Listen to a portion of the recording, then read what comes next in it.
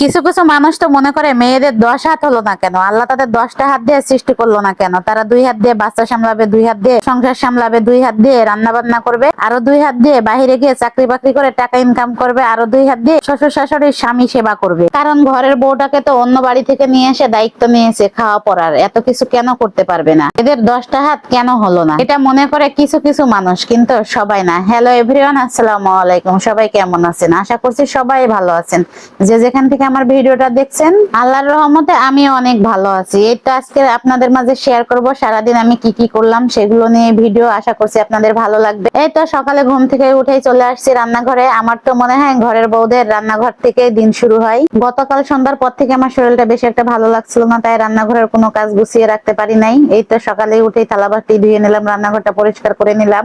আমার ছোট্ট একটা রান্নাঘর, ওটাই আপনাদের সাথে শেয়ার করলাম। রান্নাঘর পরিষ্কার না থাকলে কিন্তু রান্না করতেও ভালো লাগে না। আজকে সকালে আমি কোনো নাস্তাই বানাই নাই, শরীরটা বেশি ভালো না দেখে আপনাদের ভাইয়া বাহির থেকেই নাস্তা আনছে। এই তো আমি দুপুরের রান্নার আয়োজন শুরু করে দিয়েছি। চুলায় বসে দিয়েছি মুরগির মাংস। মুরগির মাংসের সাথে আজকে পটল আলু দিয়ে রান্না করব। আমার মেয়ের জন্য 2-1 দিন পর পরই আমার মুরগি রান্না করতে হয়। যারা আমার ভিডিও দেখেন তারা হয়তো আমার একটা জিনিস খেয়াল করেন, আমি মুরগি রান্না করলে সবসময় আগে পেঁয়াজ ভেজে নিই, তার ভিতরে মাংসটা দিয়ে কিছুক্ষণ আগে নাড়াচাড়া করে কষিয়ে নিই, তারপরে সব রকম মশলা দিই।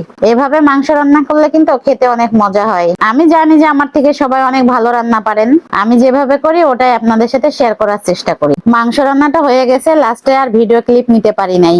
এই তো এখন আমি শাক বসিয়ে দিয়েছি। ছোট ছোট ডাটা শাক ভাজি করব আলু দিয়ে। এভাবে ভাজি করলে ডাটা শাকটা অনেক ভালো লাগে খাইতে। আমি ডাটা শাক ভাজি করলে সবসময় আলু দিয়ে ভাজি করি। আপনারা কে কিভাবে ভাজি করেন অবশ্যই কমেন্ট করে জানাবেন।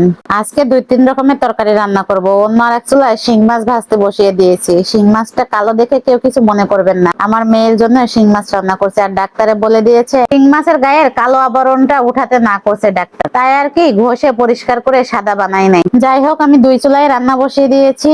এক চুলাতে শাক ভাজি হচ্ছে, আর এক চুলায় শিং মাছটা ভুনা করে নেব। শিং মাছের মধ্যে আলু দিব। এই তো রান্না প্রায় আমার শেষের দিকে, লাস্টে কোনোটারই ভিডিও ক্লিপ নিতে পারি নাই। চলে আসলাম রুম গোছানোর জন্য।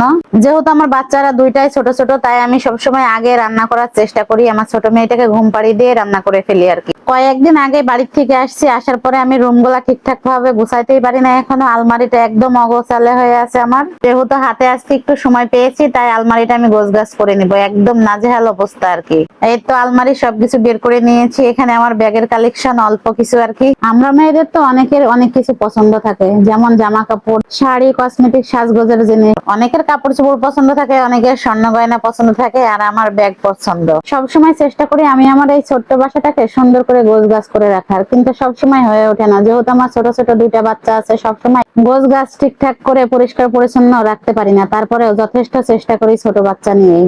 যাই হোক, চলে আসলাম এই তো কথা বলতে বলতে বিকালের নাস্তায়। বিকালের নাস্তায় বাচ্চাদের প্যানকেক বানিয়ে দিয়েছিলাম।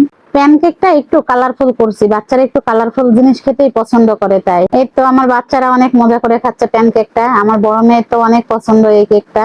ভিডিওটাও আজকের মতো শেষ পর্যায়ে, আবার নতুন কোনো ভিডিও নিয়ে চলে আসবো। আল্লাহ হাফেজ সবাইকে।